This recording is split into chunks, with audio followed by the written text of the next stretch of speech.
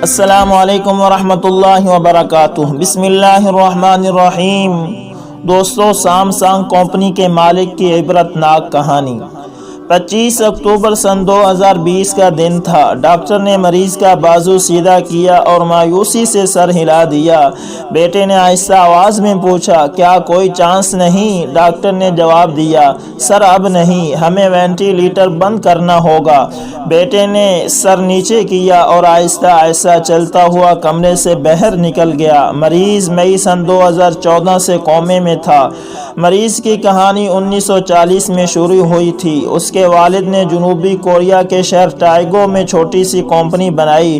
کوریائی زبان میں 3 ستاروں کو سامسانگ کہتے ہیں۔ قدیم روایات کے مطابق اکٹھے طلوع ہونے والے 3 ستارے کبھی غروب نہیں ہوتے۔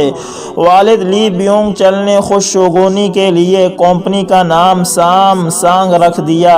یہ لوگ شروع میں فروٹ اور فروزن فش ایکسپورٹ کرتے تھے۔ دوسری جنگ عظیم کے بعد تعمیر نو شروع ہوئی تو سامسانگ خوراک سے کنسٹرکشن انڈسٹری میں آ گئی اور اس نے دڑا دڑ عمارتیں، پل اور سڑکیں بنانا شروع کر دی۔ لی بیونگ چل نے ان ٹھیکوں میں کروڑوں روپے کمائے۔ یہ سمجھدار انسان تھے۔ یہ جانتے تھے کہ انسان کو اپنے سارے انڈے ایک ٹوکری میں نہیں رکھنے چاہیے۔ چنانچہ یہ کنسٹرکشن کے ساتھ ساتھ ٹیکسٹائل، فیشن اور الیکٹرانکس سے کاروبار میں بھی آ گئے۔ گروپ بڑا ہوتا چلا گیا۔ لی کن ہائی لی بیونگ چل کے تیسرے بیٹے تھے۔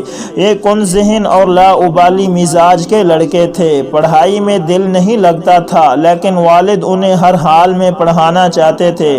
لی کن ہائی نے واسیڈا یونیورسٹی سے اکنامکس کی ڈگری لی اور بزنس کی اعلیٰ تعلیم کے لیے جارج واشنگٹن یونیورسٹی امریکہ میں داخلہ لے لیا۔ جارج واشنگٹن کا دور لی کن زندگی کا فضول اور ناقابل بیان زمانہ تھا۔ یہ اپنی ڈگری تک مکمل نہ کر سکے۔ والد نے انہیں واپس بلایا اور کنسٹرکشن اور ریڈنگ کے کام میں لگا دیا۔ یہ گرتے پڑتے یہ کام کرتے رہے۔ والد ان کی کارکردگی سے مطمئن نہیں تھے۔ ان کا خیال تھا کہ یہ پوری کمپنی کو ڈبو دیں گے۔ والد 1987 میں انتقال کر گئے اور لی کو مجبوراً کمپنی سنبھالنا پڑ گئی۔ کمپنی اس وقت 34 مختلف شعبوں میں کام کر رہی تھی۔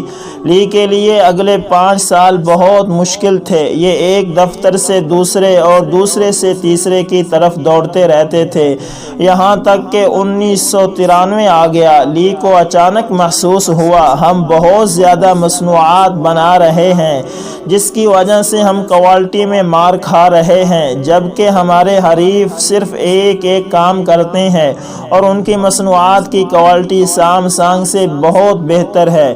لی کو محسوس ہوا، ہم نے اگر اپنے حریفوں کو کوالٹی میں مار نہ دی تو ہم پٹ جائیں گے۔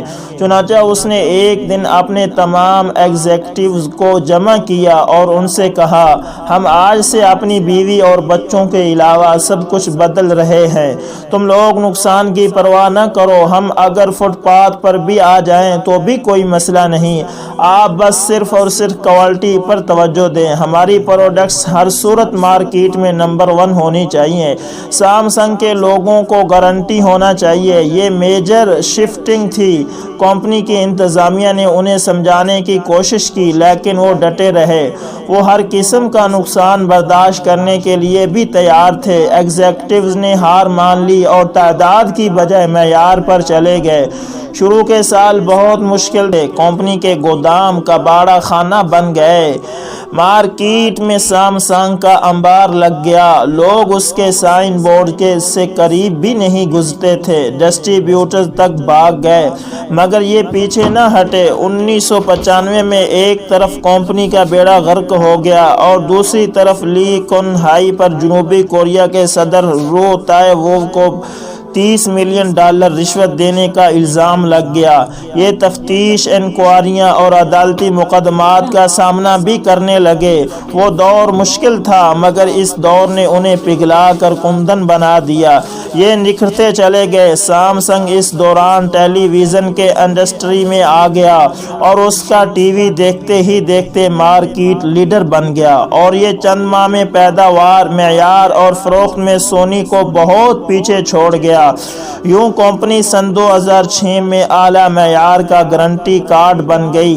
یہ ہر گھر تک پہنچ گئی۔ لی کن ہائی نے 1998 میں سمارٹ فونز کا یونٹ بھی لگا لیا۔ یہ یونٹ گلیکسی کہلاتا تھا۔ گلیکسی مارکیٹ میں آیا اور اس نے کشتے کے پشتے لگا دیے۔ یہ بھی دیکھتے ہی دیکھتے عالمی برانڈ بن گیا، جس کے بعد سامسنگ $350 بلین کی کمپنی بن گئی۔ لی کن ہائی کو فوربس نے سن 2014 میں دنیا کے 100 بااثر ترین لوگوں کی لسٹ میں بھی شامل کر لیا، اور یہ کوریا کا امیر ترین شخص بھی بن گیا۔ یہ اسٹیٹ سے بھی امیر ہو گیا۔ لی کن ہائی کی کامیابی کا پہلا ستون ٹیکنالوجی تھی۔ سامسنگ کا R&D بہت مضبوط ہے۔ اس نے اہل ترین سافٹ ویئر اور ہارڈ ویئر انجینئرز بھرتی کر رکھے ہیں، جن کی وجہ سے یہ گروپ پچھلے 10 برسوں سے مارکیٹ کو لیڈ کر رہا ہے۔ دوسرا، یہ گروپ معیار پر کمپرومائز نہیں کرتا۔ آپ ان کی کوئی پروڈکٹ اٹھا کر دیکھ لیں، پیکنگ سے لے کر سائز تک آپ کو اس کا معیار حیران کر دے گا۔ اور تیسرا، لی کن ہائی خرید و فروخت کا ایکسپرٹ تھا۔ یہ راستے کی ہر رکاوٹ کو خرید کر یا گرا کر آگے نکل جاتا تھا۔ یہ جنوبی کوریا کے قوانین تک بدل دیتا تھا۔ یہ اپنی مرضی کی حکومتیں بھی لے آتا تھا اور اعلیٰ عدالتوں کے جج بھی بدل دیتا تھا۔ چنانچہ یہ اسٹیٹ کے اندر ایک اسٹیٹ بن گیا، اور یہ اسٹیٹ اصل اسٹیٹ سے بھی بڑی مضبوط تھی۔ آپ جنوبی کوریا کی تاریخ نکال کر دیکھ لیں، آپ کو ملک کے ہر سیاسی اتار چڑھاؤ کے پیچھے سامسنگ اور لی کن ہائی ملے گا۔ یہ درجنوں مرتبہ انکوائریوں، تفتیشوں اور مقدمات کا ہدف بنا۔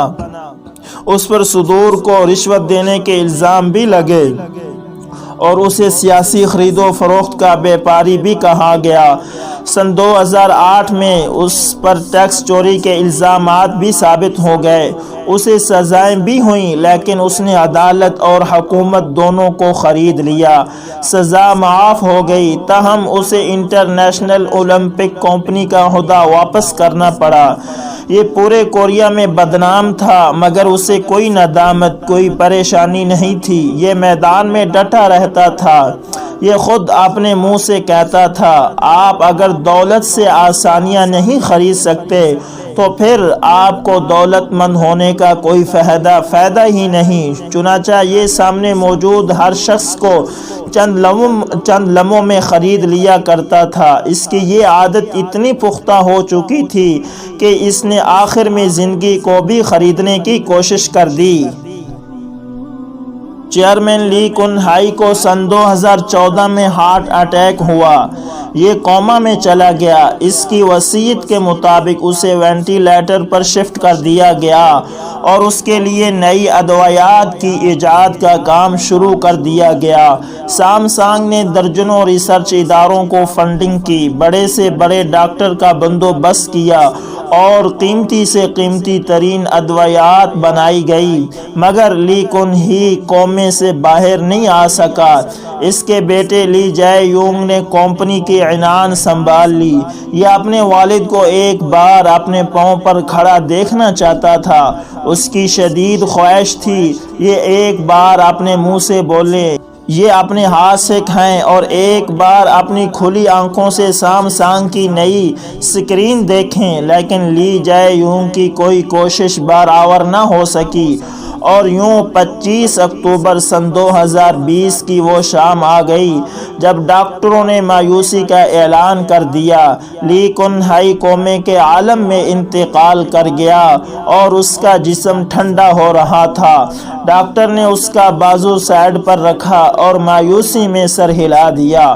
سامسنگ کا مالک مر چکا تھا، لیکن مرنے کے باوجود اس کے اکاؤنٹ میں $20 بلین تھے، اور یہ 350 بلین ڈالرز کی کمپنی کا مالک تھا، مگر 350 بلین ڈالرز کی کمپنی اور 20 بلین ڈالرز کے اکاؤنٹ موت کا مقابلہ نہ کر سکے۔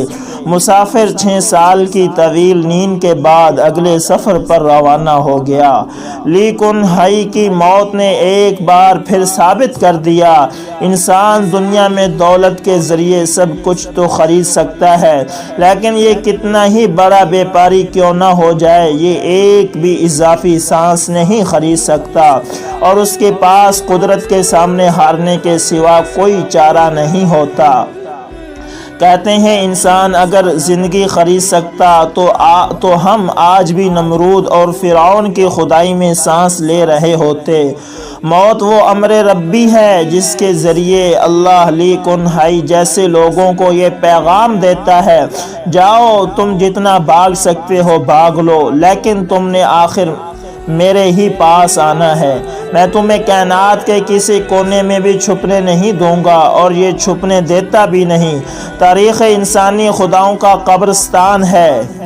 آپ کسی دن تاریخ کے قبرستان میں جھانک کر دیکھیں، آپ کو ہر قبر میں کوئی نہ کوئی ایسا شخص لیٹا ملے گا جو خود کو ناگزیر بھی سمجھتا تھا اور ناقابل شکست بھی۔ لیکن پھر کیا ہوا؟ سمسانگ کنگ سے لے کر مون کوئن تک دنیا کے ہر ناگزیر کے لیے مٹی آخری لحاف ثابت ہوئی۔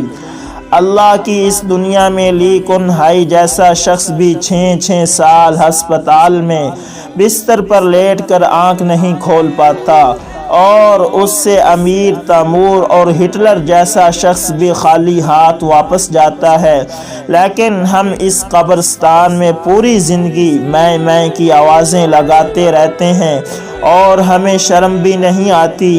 پیارے بھائیوں بہنوں، سوچ سمجھ کر بولو، تم اس چھوٹی سی مرض اور وائرس کا مقابلہ نہیں کر سکتے، زندگی اور موت دینے والے کا کیا خاک مقابلہ کریں گے ہم؟ مٹی کی مٹھی ہیں ہم، مٹی بن کر رہیں اور خدا بننے کی کوشش نہ کریں، کیونکہ خدا اپنے سوا کسی کو خدا نہیں رہنے دیتا۔ دوستو، اس سے ہمیں یہ پتہ چلتا ہے کہ انسان جتنا بھی امیر ہو جائے، جتنا بھی طاقتور ہو جائے، چاہے دنیا کی ساری دولت اس کے قبضے قدرت میں آ جائے اور وہ اپنے آپ کو کتنا ہی طاقتور سمجھنے لگ جائے، لیکن اللہ کے سامنے وہ کچھ بھی نہیں۔ بڑی بڑی قومیں جنہوں نے بڑے بڑے دعوے کیے تھے کہ من اشد منا قوہ، کہ ہم سے کون ہے جو طاقتور ہے، تو اللہ نے منٹوں میں سیکنڈوں میں ان کا صفایا کر دیا۔ تو دوستو، ہم کیا چیز ہیں؟ اگر ہم اللہ کے بن کر رہیں گے تو اللہ ہمیں ہمیشہ خوش رکھیں گے، ہم پر کوئی پریشانی، کوئی تنگی، کوئی مصیبت نہیں آئے گی اگر ہم اللہ کی مان کر چلیں گے۔ اگر ہم نے اللہ کی نہ مانی، چاہے دنیا ہم نے جتنی بھی اکٹھی کر لی، تو یہ دنیا ہمارے کسی نہ کام کی۔ آپ نے دیکھا اس کے پاس کتنی بڑی کمپنی تھی، کتنے بڑے اس کے پاس سرمایہ تھا، اس کے جو اکاؤنٹس تھے وہ بھرے ہوئے تھے، لیکن وہ اکاؤنٹس اس کو کوئی فائدہ نہ پہنچا سکے، اس کی کمپنی اس سے کوئی فائدہ نہ پہنچا سکی۔ آخر میں کیا ہوا؟ یہ خالی ہاتھ آگے چلا گیا۔ تو دوستو، ہم نے بھی ساتھ کچھ نہیں لے کر جانا، صرف اور صرف اعمال ہمارے ساتھ جائیں گے۔ تو اسی لیے ہمیں چاہیے کہ ہم اللہ کے بن کر رہیں اور اسلام پر چلنے کی کوشش کریں۔